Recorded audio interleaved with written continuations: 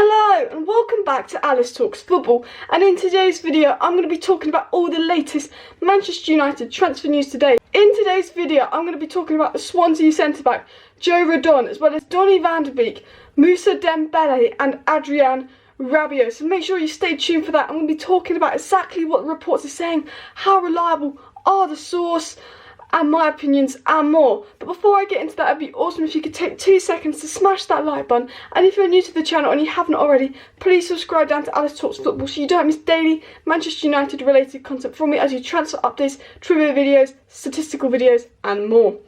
Now the first story is about Joe Rodon, a 22-year-old Welsh centre-back from Swansea. Now this is a player that Ryan Giggs regards really highly apparently. It's kind of like a Daniel James kind of situation again. This young, not really known centre-back from the Championship that's Welsh and has worked with Ryan Giggs, that Ryan Giggs has gone, you know what, this player is one for the future, and suggests them to Manchester United. Kind of like what happened with Daniel James. And the Manchester Evening News reported last week that Manchester United had registered an interest in the player. Now we've been linked to him on and off for a little bit of time now, but it's not really that strong links. But however, the reports today and the links today have really started to heat up. Now before I get into exactly what's being said, Tier 1 journalists have not come out and said that Manchester United are looking at centre-back. From what we know from Tier 1 journalists, Manchester United are looking for a right winger, a central midfielder and possibly a striker. Now a centre-back is not on our priority list.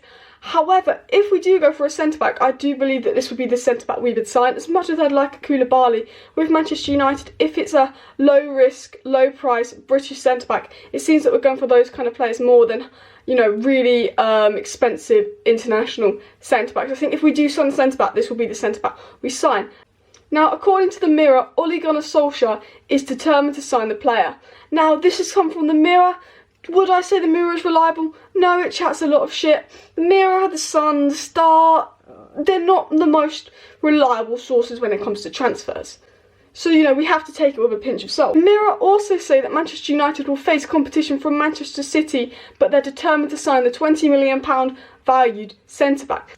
And now, let's be honest, Manchester City need a centre-back a lot more than us. Their defence is crap. Laporte's good, you know, but they lost company. When Laporte got injured, they couldn't even play Otamendi and Stones together because they were like a calamity at the back. So I can see him going to Manchester City. I'd love him at Manchester United. I think Ryan Giggs gives us a little bit of an advantage, but Manchester City definitely needs a centre-back more than us, and I think Manchester City are targeting a centre-back while we're targeting attack. So if it's between us and Man City, I think Man City would be more in for him. However, you know, I'd like to sign him over Manchester City. Now the next story is about Donny Van De Beek, a player that has been linked to Manchester United quite a lot over the last 6 months. And well, Ajax, Van der Sar has come out and said that yes, Donny Van De Beek is for sale if the right price is met. Now, we know with Donny Van De Beek, he's come out and said that he's not going to Real Madrid, which gave Manchester United a bit of a transfer boost because it did really look like he was going to Real Madrid at some point, but it seems that his options are still open. And recent reports that came out the other day said that if Paul Pogba believes Donny Van De Beek is Manchester United's first choice to replace him. However, I still believe that we'll probably look at Grealish over Van De Beek. I think in terms of a Paul Pogba replacement, Van De Beek would be better because he's got a bit more defensive ability, but I think Manchester United just have this thing for British players. So Van der Sar came out and said that he would let Donny Van De Beek leave. He's given him the green light to leave. However, he's not going to sell players for cheap. Just because of the pandemic going on doesn't mean that you're going to be able to sign Van De Beek for a cut price. He talks about how he sold De Jong and De Ligt for like £140 million, so they're not in a financial situation. They're not affected too much financially because of, you know, how much profit they made last transfer window, so they're in no hurry to sell Donny Van De Beek. They'll only sell him if the right price is made. So clubs coming in that think they can get him for a cut half price, he's like, no, sorry, you have to pay the price that we want for him. Now, myself, I'd love to see Van De Beek at Manchester United. I mean, there's players I'd like to see more than him, but he's a signing I'd definitely like to see. However, I don't think we'll go for him unless we sell Paul Pogba, kind of like what the other reports are saying. And even if we sell Paul Pogba, I feel like we're looking at other players before him. I just, for some reason, Manchester United don't really, other than Bruno Fernandes, don't really seem to be looking outside of Britain in terms of players. Jadon Sancho is British, yeah, he's playing in Germany, but he's British, if you know what I mean. And I'd love to see Van De Beek, but it seems that Manchester, I just can't really see us going for him unless we can't get Grealish and Pogba leaves. Ole did talk about saying how he would take advantage of the current pandemic going on to try and get players for cheap, and if Van De Beek's not one of those players that's going to be going for cheap that we could snap up for a good price, can't really see him coming unless we sell Paul Pogba. So the next story talks about the Lyon striker Moussa Dembele being able to leave. Now, he's played for Celtic in the past, he's a young Frenchman striker, and the chairman of Lyon has come out and said that he might struggle to hold on to his stars and might have to sell them. Well, Manchester United have been linked to the striker on and off over the last year or two, and Chelsea have been recently linked to him. Now, I'd like to see Manchester United young striker, fast striker, interesting striker would suit our system. I do love Martial though, and I actually think Martial is better than him. It seems Manchester United and Chelsea are in for him.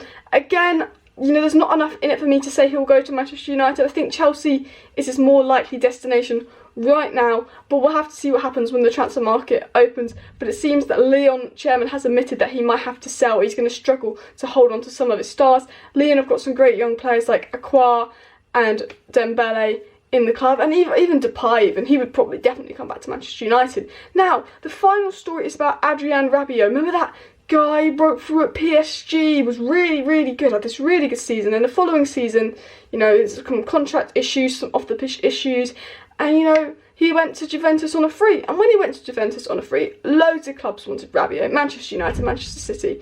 You know, he was 24, he was French, he had a really good season. They were going to get him on a free. This was like a boom, we can get Rabiot.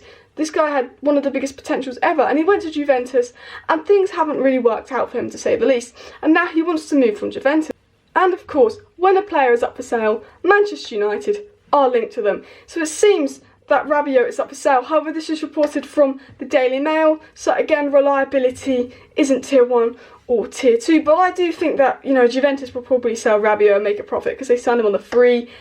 And well, if this was last summer, I'd have really wanted Rabiot myself, but I think with his off-the-pitch issues, the problems he's causing off the pitch, if he doesn't get his way, he has a strop, he wants to move.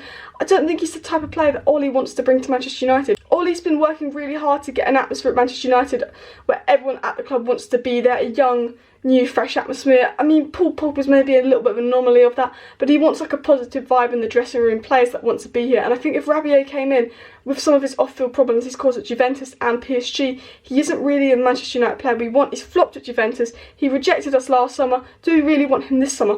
Well, apparently he might be included in a Paul Pogba swap deal, whether this has come from the Daily Mail. And I know that Juventus really want Paul Pogba and they want to do a swap deal because cash is so uncertain, but I just think there's not that many players at Juventus in the midfield that I would take. I mean, I'd love Dybala, Benfica, but, you know, I'm not quite sure if I'd want Rabiot because he rejected us before and his off-the-pitch issues. I don't think he's the kind of player that Ole wants to bring in.